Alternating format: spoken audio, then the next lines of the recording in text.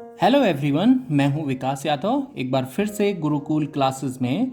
और आज का जो हमारा टॉपिक है that is model of atoms from the chapter atomic structure.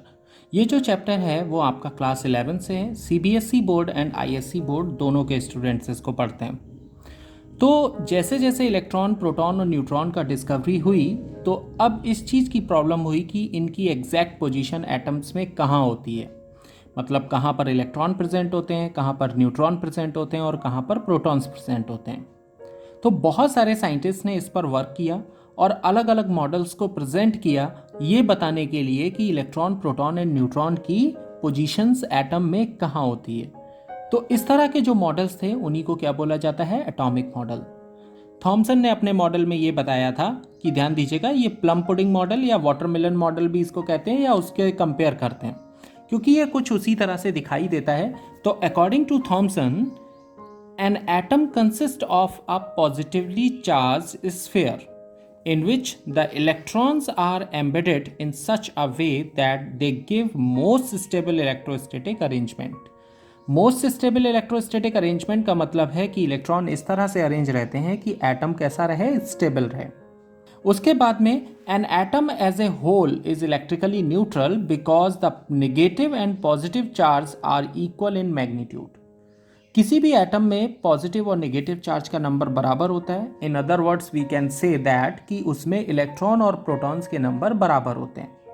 ठीक है, तो ये आपका एक मॉडल का स्ट्रक्चर है जिसमें आपको ये जो स्फीयर जैसा दिख रहा है ये आपका एटम हो गया, पॉजिटिवली चार्ज पार्ट हो गया, और जो ये आपको दिख रहे हैं नेगेटिव लगे हुए ये आपको इलेक्ट्रॉन्स हो गए।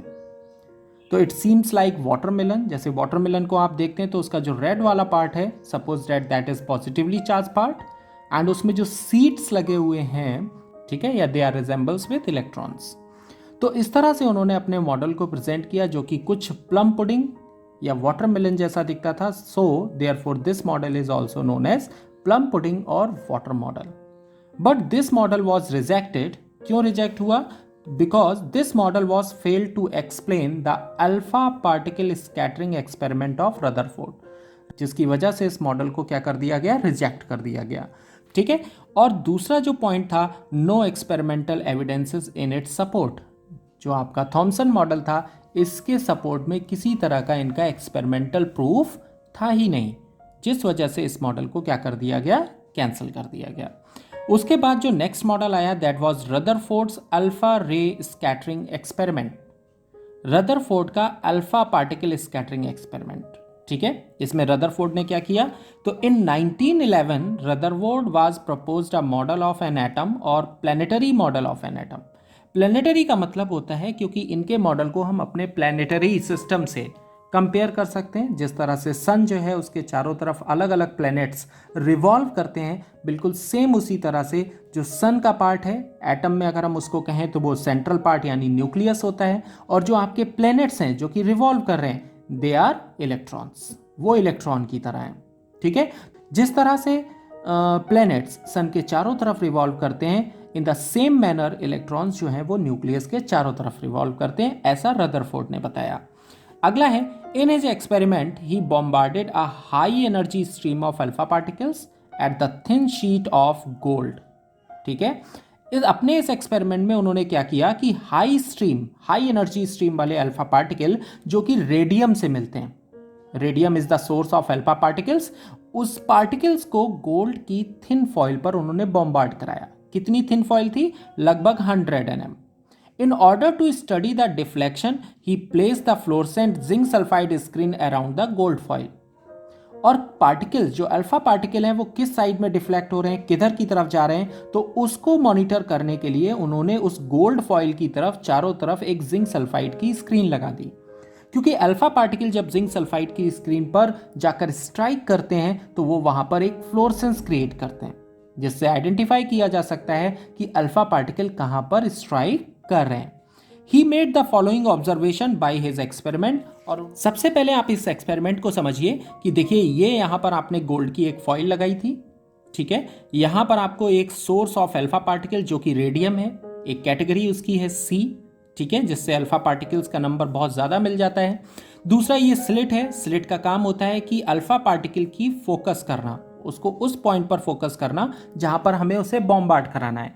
This is the beam of alpha particle. और यहां पर अगर आप देखेंगे तो देखिए ज्यादातर अल्फा पार्टिकल कैसे जा रहे हैं, straight, but some of the alpha particles are deviated from their original path, ये डेविएट हो रहे हैं। और इसके चारों तरफ ये जो सर्कल जैसा बना हुआ है, this is zinc sulphide screen. Zinc sulphide screen जो कि अल्फा पार्टिकल को डिटेक्ट करने के काम आती है, जिससे हमें पता चलता है कि अल्फा पार्टिकल किस पॉइंट पर जो जाकर हैं स्ट्राइक कर रहे हैं। Now observation and conclusion of this experiment. Since a major part of alpha particles are passed through the gold foil without any deflection, क्योंकि ज़्यादातर अल्फा पार्टिकल जो है वो स्ट्रेट जा रहे हैं, उनमें किसी तरह का डिफ्लेक्शन नहीं हो रहा है। लगभग 99% अल्फा पार्टिकल जो होते हैं वो स्ट्रेट चले जाते हैं, सीधे चले जाते हैं विदाउट एनी डिफ्लेक्शन। तो इससे क्या पता चलता है, इससे पता चलता है shows that the most of the space in an atom is empty. ज़्यादातर पार्ट जो एटम का है वो कैसा होता है, खाली होता है, स्पेस एकदम ब्लैंक होता है, उसमें किसी तरह का कोई पार्टिकल्स प्रेजेंट नहीं होते हैं। Now second point, some alpha particles are deflected by very small angles. और कुछ ऐसे अल्फा पार्टिकल्स होते हैं जो बहुत ही कम एंगल से अपने रास्ते से डेविएट होते हैं। फॉर एग्जाम्पल अगर आप देखेंगे तो यहाँ पर ये कुछ अल्फा पार्टिकल हैं जो अपने रास्ते से थोड़ा थोड़ा सा डेविएट हो रहे हैं, ठीक है। तो क्या होता है, this represents that the positive charge is concentrated in very small volume in the centre of the atom is called nucleus. उसको क्या बोलते हैं, न्यूक्लियस बोलते हैं। क्यों डेविएशन होता है, क्यों वो स्ट्राइक नहीं करते हैं जाकर न्यूक्लियस पर, क्योंकि न्यूक्लियस जो होता है उसमें प्रोटॉन्स प्रेजेंट होते हैं और प्रोटॉन्स पर पॉजिटिव चार्ज होता है। और अल्फा जो पार्टिकल है, alpha particle, it is the nucleus of helium. इसको क्या बोलते हैं हम लोग, न्यूक्लियस ऑफ हीलियम। हीलियम का न्यूक्लियस होता है ये, मतलब इसमें 2 प्रोटॉन और 2 न्यूट्रॉन प्रेजेंट होते हैं। क्योंकि न्यूट्रॉन पर कोई चार्ज नहीं है, प्रोटॉन पे प्लस चार्ज होता है, तो 2 प्रोटॉन्स पर +2 चार्ज हो गया। क्योंकि अल्फा पार्टिकल भी जो होते हैं पॉजिटिवली चार्ज होते हैं, मतलब उन पर +2 चार्ज होता है, और न्यूक्लियस पर भी पॉजिटिव चार्ज होता है। तो पॉजिटिव पॉजिटिव एक दूसरे को क्या करते हैं, रिपेल करते हैं। रिपल्शन की वजह से वो अपने रास्ते से थोड़ा सा क्या होते हैं, डेविएट हो जाते हैं। जो अल्फा पार्टिकल हैं, अगर उसको गोल्ड की फॉइल पर बॉम्बार्ड किया जाता है तो कुछ अल्फा पार्टिकल अपने रास्ते से इसलिए डेविएट होते हैं क्योंकि alpha particle carries positive charge, where as nucleus also have positive charge. तो पॉजिटिव पॉजिटिव रिपल्शन होता है जिसकी वजह से वो अपने रास्ते से डेविएट हो जाते हैं। Okay, now a very few alpha particle were deflected back और bounce back with a large angle. बहुत ही कम ऐसे अल्फा पार्टिकल होते हैं जो बहुत बड़ा एंगल बनाते हुए या तो अपने रास्ते पर वापस आ जाते हैं या बहुत ही लार्ज एंगल से डिफ्लेक्शन होता है। और मोस्टली ये 1 in 20,000, लगभग 20,000 अल्फा पार्टिकल में से एक अल्फा पार्टिकल ऐसा होता है जो अपने रास्ते पर बाउंस बैक होता है। This represents that the volume occupied by the positive charge or nucleus is very small as compared to the total volume of atom.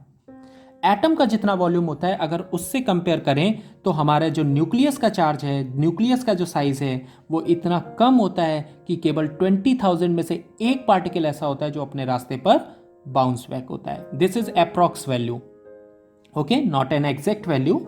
ये कैसी है आपकी, एक अप्रॉक्सीमेटली वैल्यू है। ओके, ये कैसे पता चलता है कि न्यूक्लियस से टकराने के बाद डिफ्लेक्ट हो रहे हैं या इससे रिपल्शन हो रहा है उनमें, तो उसका तरीका यह है कि अगर कोई भी पार्टिकल किसी सरफेस पर या किसी चीज़ से जाकर टकराता है तो वो वहाँ पर हीटिंग इफेक्ट कॉज होता है, क्योंकि वो काइनेटिक एनर्जी हीट एनर्जी में कन्वर्ट हो जाती है।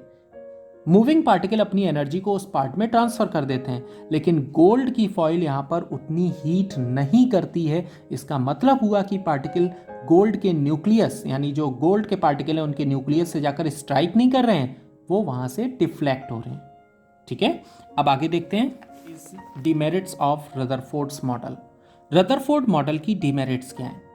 तो लिखा है, Rutherford propose that the electrons are revolved around the nucleus in a fixed path called orbits. According to Rutherford जो इलेक्ट्रॉन होते हैं वो एक फिक्स्ड पाथ में क्या करते हैं, न्यूक्लियस के चारों तरफ रिवॉल्व करते हैं, जिनको क्या बोलते हैं, ऑर्बिट कहते हैं। But according to Maxwell, Maxwell ने ये बताया कि कोई भी एक्सिलरेटेड चार्ज पार्टिकल अगर मूव करता है, चल रहा है, मूविंग में है, जैसे हम ही लोग हैं, अगर हम लोग बेटा भागते हैं, दौड़ते हैं, खेलते हैं, कूदते हैं या किसी तरह का वर्कआउट करते हैं तो हमारी एनर्जी का क्या होता है, लॉस होता है। हमारी एनर्जी धीरे धीरे खत्म होती है और हम थक जाते हैं। और एक टाइम ऐसा आता है कि एनर्जी इतनी ज़्यादा लूज हो चुकी होती है कि हम बिस्तर पर गिर जाते हैं और सो जाते हैं।